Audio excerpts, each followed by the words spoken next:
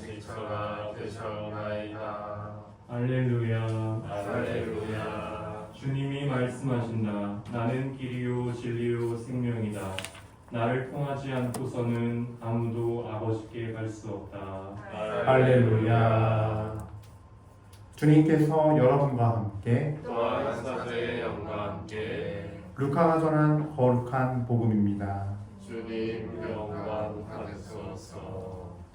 그때 헤로데 영주는 예수님께서 하신 모든 일을 전해 듣고 몹시 당황하였다.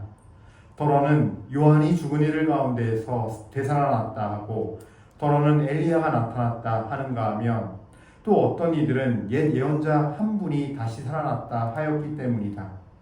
그래서 헤로데는 이렇게 말하였다. 요한은 내가 목을 베었는데 소문에 들리는 이 사람은 누구인가? 그러면서 그는 예수님을 만나보려고 하였다. 주님의 말씀입니다. 그리스도님 참여합니다. 참 예수님, 예수님. 네, 이틀 만에 뵙네요. 그렇죠? 네, 좀 이 역사적인 곳.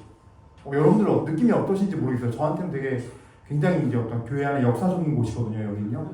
살아있는 역사적인 곳. 예. 사실 우리 천주교가 시작이 평신도에 시작된 건데, 이 선우경 씨 원장님이 평신도로서 정말 그 자신의 그 다 내어놓고 그냥 헌신하신 거잖아요. 자신의 모든 그 의사의 재능을 이렇게 내어놓으시고 정말 우리 대한민국의 슈바이처럼 하셨는데, 돌아가시는 날 그날까지도, 그리고 끝까지 많은 사람들의 어떤 이 후원과 그걸로만 정말 이끌어 오셨죠. 저도 90년대 후반에 여기서 6개월 정도 했었고요. 사실은 군 제대하고 그랬던 어떤 시절이 있기 때문에 제 입장에서 굉장히 우리 교회의 역사적인 곳이에요. 실제로 살아있는 역사예요. 그냥 그런 어떤 예수님 마태복음 25장에 가장 미소하고 가장 정말 약하고 작은 형제에게 준 것이 곧 나에게 준 것이다라는 예수님의 말씀이 실천되고 있는 곳 중에 하나인 것 같아요. 여기는 또 우리 초대교회의 그 평신도들이 했던 것처럼 그 초대교회의 본래 정신이 살아있고, 하지만 여러분들이 여기서 저는 은혜를 받으셨으면 좋겠습니다. 피로만 느끼지 마시고 많은 은혜가 함께 했으면 좋겠어요. 저도 그때는 잘 몰랐어요. 너무 어려웠고 이런 신학생 때였는데 이렇게 그냥 철없이 까불기만 하고 그랬던 기억이 납니다. 오늘 시작하기 앞서서 저는 꼭 이거를 꼭 중요하게 생각하거든요. 먼저 하나님한테 감사를 드려요. 우리 범사에 감사하라고 그랬는데, 오늘도 좋았던 나빴던 그 모든 것에 대해서 주님께 감사하는 마음으로 감사합니다라는 의미로 박수 쳐드립시다. 예수님 감사합니다. 찬미 받으셔서. 오늘 복음 말씀은 참 우리가 반면교사 삼아야 할 사람에 대한 얘기가 나와요. 바로 헤로데 영주예요. 이 헤로데 영주는요, 여러분 좀 구분 지을 필요가 있어요. 마테오복음에서 그 두 살이의 아이들, 베틀레헴의 아이들을 학살했던 그 헤로데하고는 다른 사람이에요. 그 마테오복음에 예수님 탄생에 나왔던 헤로데는 정말 그 이스라엘 지역의 왕이었고, 그 아들들이 이제 나눠서 영주가 됐는데, 이 헤로데는 아들이에요. 쉽게 얘기하면. 그래서 이 아들이 갈릴레이 그 호수와 갈릴레이 지방의 영주인 거예요. 그러니까 구분이 좀 돼야 돼요. 그걸 알고 이제 이 복음 봤으면 좋겠고요. 이 헤로데 영주를 통해서 제가 말씀드리고 싶은 건 다른 게 아니에요. 저는요, 신자 아닌 사람들 대상으로 얘기하는 게 아니라 세례를 받고 예수님을 믿는다는 우리들을 갖고 이제 얘기할 거예요. 그 안에서 그 대상으로 얘기가 되는 것이라는 거를 염두에 두고 들으셔야 돼요. 근데 헤로데를 통해서 우리는 반면교사 삼아야 할 게 있어요. 헤로데는요, 결론부터 말하자면요, 하느님을 믿는 게 아니라 자기 자신을 믿은 사람의 전형이에요. 근데 제가 신부님 아까 천주교 신자를 두고 얘기한다면서요. 네, 이거는요, 내가 예수님을 믿는다고 입술로 고백하고 세례 받은 거랑 또 다른 문제예요. 내가 입술로 주님을 고백하고 하나님 믿는다 그러고 미사 나오고 기도드리고 다 하지만 정작 내 삶에서는 하느님이 아닌 나를 믿는 모습들이 드러나거든요. 동의하시죠? 만약에 우리가 나를 믿지 않고 하나님께 100% 하나님을 사랑하고 순종하면 우리가 고해성사를 볼 일이 있을까요? 과연? 없죠. 예. 그래서요, 우리가 매일미사 드리는 것도 사실 이게 놀라운 어떤 신학 안에서, 신앙 안에서, 신학 표현은 전 별로 안 좋아해요. 신앙 안에서, 신학도 결국은 하나님 만나는 도구이기 때문에 신앙 안에서, 영적인 진리와 계시 진리 안에서 봤을 때는요, 우리 그 사무엘 상관에 그 사무엘 예언자가 사울을 꾸짖을 때 한 말이 있어요. 하나님께 제사를 드리는 것보다 하나님께 순종하는 것이 더 낫다는 걸 모르십니까? 매일 미사 드리면서 예수님이 오늘도 제물이 되시는데 왜 제물이 됩니까? 우리의 죄 때문에 되는 거잖아요. 인간이 죄를 짓지 않고 순종했다면 제사를 드릴 필요가 없잖아요. 예. 근데 우리는 이 하나님을 따르는 순종, 사랑이 안 돼요. 그래서 자꾸 죄를 지어요. 자아의 본질은요, 나의 본질이 뭐가 문제냐면요, 아무리 세례받고 하나님 믿는다 그래도 성직자 수도자에 다 소용없어요. 왜 소용없느냐? 나라는 자아가 살아있으면 이 자아의 본질은 나를 더 위하게 돼 있고 내 것을 더 충실히 본능적으로 사랑하게 돼 있고 보호하게 돼 있고 내 거를 메이드하려고 그래요. 나의 뜻이 이루어지도록. 그래서 세상도 이기고 하나님까지도 이기려는 본성이 있어요. 이게 바로 원죄예요. 이게 바로 선악과를 따먹는 그 여정에서 드러나는, 아담아 너 어디 있느냐 할 때까지 그 여정에서 드러나는 이게 원죄의 얘기인데, 핵심은 나라는 자아가 내 안에 내가 하나님을 몰아내고 나의 주인이 되는 것이 바로 본성이거든요. 그러니까 헤로데는 바로 그런 사람의 전형이에요. 헤로데가 세례자 요한을 몰랐던 게 아니에요. 그러니까 마르코복음이나 마테오복음이나 루카복음을 잘 돌아보면요, 헤로데는요, 세례자 요한을요, 특히 마르코는 굉장히 후하게 평가해요. 세례자 요한을 두려워하고 존경했던 사람이에요. 그래서 자기가 동생의 아내를 뺏어서 헤로디아를 아내 삼은 거를 세례자 요한이 그걸 가지고 계속 하나님의 말씀을 전하면서 잘못됐다고 당장 고치시라고 하지 마시라고 할 때마다 마음속으로는 괴로워했다라 그랬어요. 물론 마테오복음이나 루카복음은 단지 그냥 군중이 두려웠다는 표현을 썼어요. 무슨 얘기냐면 그 메시지를 듣고 알았다는 얘기예요. 세례자 요한이 어떤 사람이다? 하나님의 거룩한 사람이고 저 사람은 참 예언자다.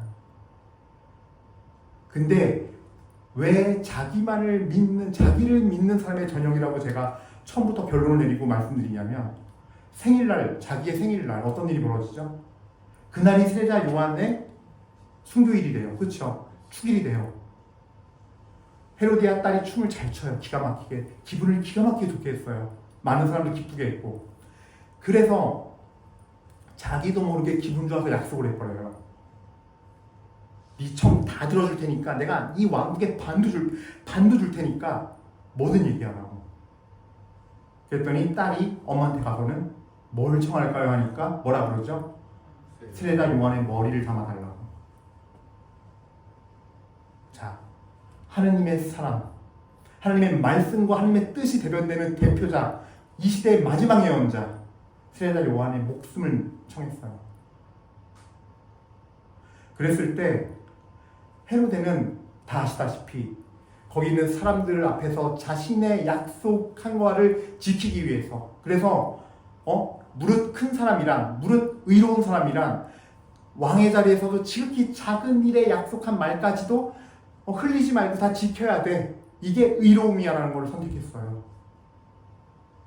그러면서 1타 3피죠. 딸에게는 좋은 아빠가 됐고, 제일 중요한 거, 그토록 바가지 긁는 와이프한테 이제 안 시달려도 돼요.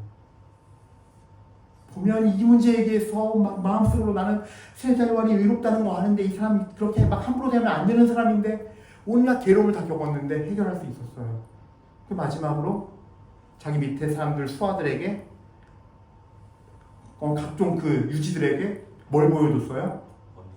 권위를 보여줬어요. 왕의 권위를 보여주고 자신의 차를 살렸고, 무릇 영주는 지극히 사소한 말이라도 지켜야 한다. 밖으로 흘리면 안 된다. 큰 사람 노릇을 했어요. 자기 의를 선택한 거예요. 그래서 자기를 사랑하는 사람의 전형이에요, 헤로데는. 근데 신앙에서도 이게 문제예요. 하느님과 내가 있을 때, 아까 그랬죠, 제가. 원죄라는 게 여전히 우리에게 남아있어서 하느님이 세례성사를 통해 용서해 주셨어도, 깨끗한 상태를 만들어 주셨어도 우리는 또 그 본성으로 돌아가요, 자꾸. 근데 우리는 자꾸 이거를 하느님과 다른 방법으로 해결하려고 그래요. 내가 갖고 있는 의와 이거를 내 가슴을 팍팍 찌르는, 그 헤로데가 그렇게 찔렸을 때, 세례자 요한의 말로 찔렸을 때, 그때 순종해야 되거든요, 하나님한테. 우리도 여기서 배워야 되는 게 있어요. 여러분 삶의 자리에서 내가 막 찔리고, 막 미사 가서 묵상해도 그거 생각나서 찔리고, 성체 모시고 기도해도 찔리고, 성경 가서 말씀 보다가도 찔리고, 근데 절대 하기 싫은 거 있죠. 그거 하셔야 돼요. 그게 하느님이 우리한테 명령하시는 순종 1번이에요. 너 그거 순종해. 사람마다 달라요. 어떤 사람에게는 너 그거 용서해. 너는 그거 용서 받아야 돼. 너 미워하지 마. 너 가서 빨리 가서 그 사람 찾아가서 그 사람 도와줘. 다 달라요. 근데 우리는 계속 찔리는 채로 헤롯데처럼 버티고 있어요. 그러다가 어떤 기회가 생기면 내가 그거를 사울처럼 뒤바꿔서 순종해요. 내 마음대로. 이게 문제인 거예요. 그래서 예수님께서 전 그게 이해가 돼요. 누구든지 나를 따르려면 자기를 버리고, 1번이에요, 1번 이게. 자기를 버리고 매일 날마다 제 십자가를 지고 나를 따라야 한다예요. 자기를 버릴 수가 있어요, 기가 막히게. 그리고 누구든지예요. 예외 없어. 요한, 사도 요한, 넌 예쁘니까 너는 요만큼은 안 해도 돼. 자기 20%만 버려. 이러지 않았어요. 누구든지 예외 없어요. 날 따르려면 1번 자기를 버려야 돼요. 왜? 이 자기는 본성적으로 자기를 사랑하게 되어 있거든요. 그래서 내 몸같이 이웃을 사랑하라고 했어요. 근데 하느님의 그 율법의 가장 큰 계명의 사랑의 계명은요, 나를 사랑하는 계명은 사실 없어요. 왜일까요?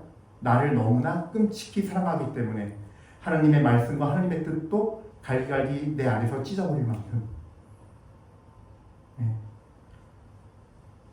뭔지 알겠죠? 그리고 이제 또 재밌는 게 있어요. 오늘 복음이에요, 바로.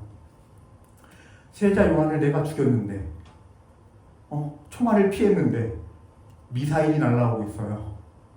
예수님은 누구야 도대체? 이 사람 누구야? 세례자 요한에 관한 얘기 많이 들었어요. 근데 예수님은 넘사벽이에요. 마귀가 나갔대요. 병이 났대요. 5,000명을 먹였대요. 온갖 기적과 치유와 마귀를 쫓는 구마 사건이 다 벌어지고 있어요. 사람들이 구름처럼 그 사람을 따라간대요, 예수를. 네. 총알을 피하다 미사일을 만났어요, 지금 헤로데는. 악도 지겹고 끝이 없지만 기억합시다. 하느님의 사랑은 더 그 지겨운 악의 죄악보다도, 그 더러움보다도, 그 지긋지긋함보다도 훨씬 더 크세요. 예. 헤로데에게 이렇게 가까이 오고 계세요, 하느님은. 이제 내 아들이야. 넌 내 아들의 말조차 안 들을 거야? 근데 헤로데는 어떻게 하죠? 참 양심이라는 게 웃겨요. 한 번 죄 짓는 게 어려운 거죠. 한 번 무너져서 아무 일이 안 벌어지면요, 두 번째, 세 번째는 더 쉽고요, 더 대담무쌍해져요. 우리 자아가 그래요, 성향이. 세례자 요한을 쳐 죽이니까 딸도 좋아해, 아내도 좋아해, 두 아들도 좋아해, 지역 유지들도 좋아해. 근데 또 웃긴 거는 두려움은 있었어요. 마태와 마르코 복음은요, 두려워 떨며 이렇게 말하였다고 해요. 마태와 마르코 복음에서 내가 요한 목 쳐 죽였는데 그 요한이 다시 살아난 거야 하면서 두려워 떨었다 그래요. 그리고 루카 복음은요, 그런 얘기는 없어요. 오늘처럼 이렇게 그 사람 누구지? 하면서 마치 아무것도 아닌 것처럼 얘기하지만 루카 복음 13장을 보면요, 한 사람이 예수님한테 급히 달려와요. 예수님 큰일 났다고. 헤로데가 당신을 지금 죽이려고 찾아다니고 있다고. 뭐예요? 세 개의 공간 복음이 다 일치해요. 예수님을 두려워해요. 무서워해요. 예. 근데 이 무서움은 내 자아가 예수님을 이겨먹기 위해 두려워한다는 거예요. 올바른 경외심이 아니에요. 예. 그러니까 성령의 은사로서 주어지는 경외심과 두려워함과 이 두려움은 다른 두려움이에요.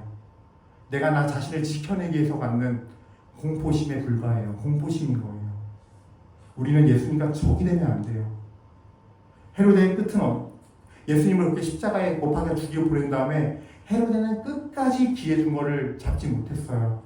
사도행전 12장 20절부터 24절에 띠로와 시돈 사람들 앞에서 연설을 합니다. 근데 사람들이 저건 사람의 소리가 아니다, 신의 소리다 그랬어요. 그 연설을 다 듣고. 그때 헤로데는 끝까지 자기에게 영광을 돌리려고 그러고 자기만 챙겼어요. 자기만 찾았어요. 그래서 하나님께서 그 자리에서 데려가셨어요. 우리도 하나님께서 영원히 기다리진 않을 거예요. 자아를 죽여야 합니다.